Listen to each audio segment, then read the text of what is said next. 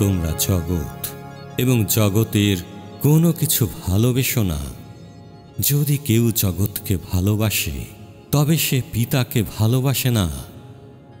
যারা সঙ্গীত পরিচালনা করছেন এবং যারা সামনে গান করছেন, প্রথমেই উচিত পবিত্র আত্মার সাহায্য চাওয়া, যেন তিনি সমস্ত কিছু পরিচালনা করেন।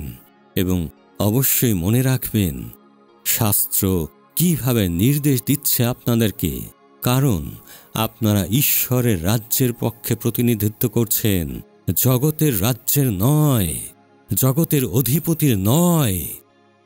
ঈশ্বর নিজে স্বৈরতন্ত্রী নন এবং তিনি কখনোই স্বৈরতন্ত্র পছন্দ করেন না, বরং ঘৃণা করেন। কারণ মণ্ডলীর মস্তক আপনি নন, মণ্ডলীর মস্তক মনুষ্যপুত্র ইয়েশুয়া নিজেই। স্বৈরতন্ত্র সম্পূর্ণটাই শয়তানের এবং তার অনুসারীদের। কি মনে হয় ঈশ্বর পরিবর্তনশীল এবং তাঁর বাক্য পরিবর্তনশীল? তিনি 1 ঘন্টা আগে যা বলেছেন এখন তিনি অন্য কথা বলছেন? মনে পড়ে ঈশ্বর মোশেকে নিজের সম্পর্কে কি বলেছিলেন? আমি যে আছি সেই আছি। পরে ইয়েশুয়া আপন শিষ্যগণের প্রতি দৃষ্টিপাত করিয়া কহিলেন, ধন্য দীনহীনেরা, কারণ ঈশ্বরের রাজ্য তোমাদেরই। ধন্য তোমরা যাহারা এখন ক্ষুধিত, কারণ তোমরা পরিতৃপ্ত হইবে। ধন্য তোমরা যাহারা এখন রোদন করো, কারণ তোমরা হাসিবে। ধন্য তোমরা যখন লোকে মনুষ্যপুত্রের নিমিত্ত তোমাদিগকে দ্বেষ করে, আর যখন তোমাদিগকে পৃথক করিয়া দেয় ও নিন্দা করে এবং তোমাদের নাম মন্দ বলিয়া দূর করিয়া দেয়, সেই দিন আনন্দ করিও ও নৃত্য করিও, কেননা দেখো স্বর্গে তোমাদের পুরস্কার প্রচুর। কেননা তাহাদের পিতৃপুরুষেরা ভাববাদীগণের প্রতি তাহাই করিত। কিন্তু ধিক তোমাদিগকে, হ্যাঁ ধনবানেরা, কারণ তোমরা আপনাদের সান্ত্বনা পাইয়াছ। ধিক তোমাদিগকে যাহারা এক্ষণে পরিতৃপ্ত, কারণ তোমরা ক্ষুধিত হইবে। ধিক তোমাদিগকে যাহারা এক্ষণে হাস্য করো, কারণ তোমরা বিলাপ ও রোদন করিবে। ধিক তোমাদিগকে যখন সকল লোকে তোমাদের সুখ্যাতি করে, কারণ তাহাদের পিতৃপুরুষেরা ভক্ত ভাববাদীদের প্রতি তাহাই করিত। বর্তমানে নারী নেতৃত্ব আমাদের দেশের মণ্ডলীতেও অতি স্বাভাবিক একটা বিষয়, তাই না? অথচ ঈশ্বরের দেওয়া আদেশকেই কি আমরা অমান্য করছি না আমাদের নিজেদের স্বার্থে? অনেকেই বলবেন আমি নারী বিদ্বেষী। না, আমি নারী বিদ্বেষী নই, কিন্তু আমি সেই সমস্ত নারীদেরকে অপছন্দ করি যারা ঈশ্বরের আদেশের বিপক্ষে গিয়ে কাজ করছে এবং যারা বহু মানুষকে ভুল পথে পরিচালিত করছে। আমরা পশ্চিমা বিশ্বের অনুকরণেই এবং তাদের ইচ্ছাতেই পরিচালিত হচ্ছি, কারণ ডোনেশন অথবা টাকাগুলো তো তাদের কাছ থেকেই আসছে, নাকি? ঈশ্বরের বলা কথাগুলো মনে পড়ে, যেগুলো তিনি হবাকে বলেছিলেন।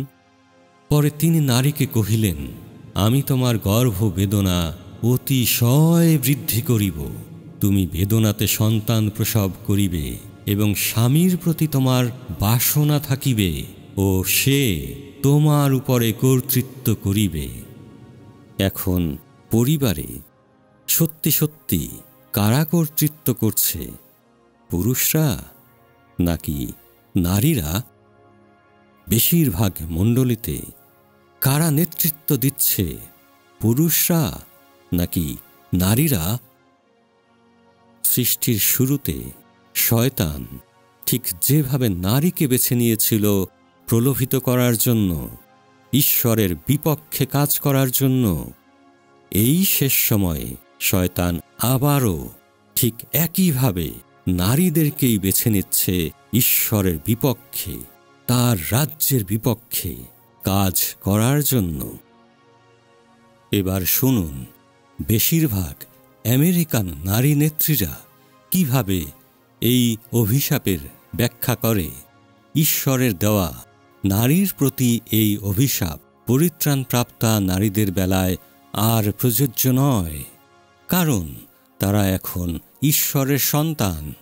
যেহেতু তারা পরিত্রাণ পেয়েছে, তাই তাদের উপরে সেই অভিশাপ আর কার্যকর নয়, এবং সে কারণেই তারা মণ্ডলীতে অবশ্যই নেতৃত্ব দেবার ক্ষমতা রাখে, পুলপিটে দাঁড়িয়ে প্রচার করতে পারে এবং পালকীয় দায়িত্ব গ্রহণ করতে পারে।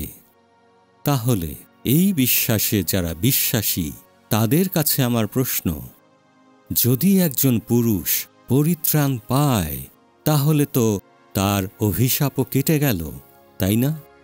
পুরুষের প্রতি কি ছিল সেই অভিশাপ?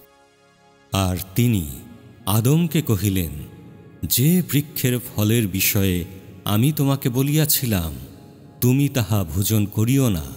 তুমি তোমার স্ত্রীর কথা শুনিয়া তাহার ফল ভোজন করিয়াছ, এই জন্য তোমার নিমিত্ত ভূমি অভিশপ্ত হইল। তুমি যাবজ্জীবন ক্লেশে উহা ভোগ করিবে, আর উহাতে তোমার জন্য কণ্টক ও শিয়াল কাঁটা জন্মিবে, এবং তুমি ক্ষেত্রের ঔষধি ভোজন করিবে। তুমি ঘর্মাক্ত মুখে আহার করিবে, যে পর্যন্ত তুমি মৃত্তিকায় প্রতিগমন না করিবে। তুমি তো তাহা হইতে গৃহীত হইয়াছ, কেননা তুমি ধূলি, এবং ধূলিতে প্রতিগমন করিবে।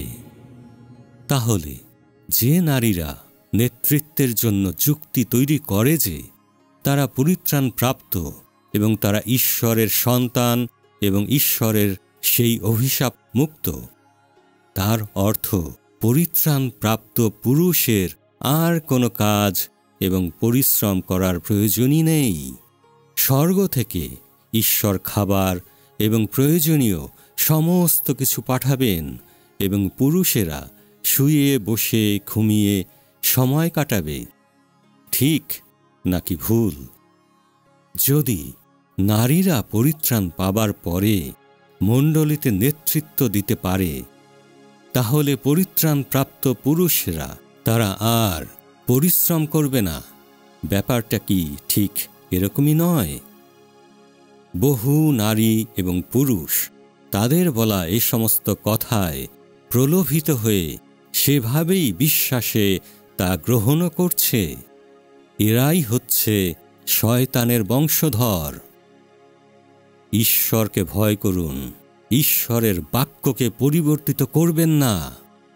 তিনি এতই পবিত্র যে আমরা এই মাংসিক দেহে, এই জাগতিক দেহে থাকাকালীন অবস্থায় তার দিকে দৃষ্টিপাত করতে পারি না, অথচ আমরাই এখন তার বাক্যের বিপক্ষে গিয়ে আমাদের জাগতিক প্রেক্ষাপটে নতুন যুক্তি তৈরি করা শুরু করেছি ঈশ্বরের বাক্যের বিপরীতে।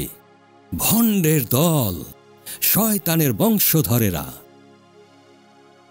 নারী সম্পূর্ণ বশ্যতাপূর্বক মৌনভাবে শিক্ষা গ্রহণ করুক।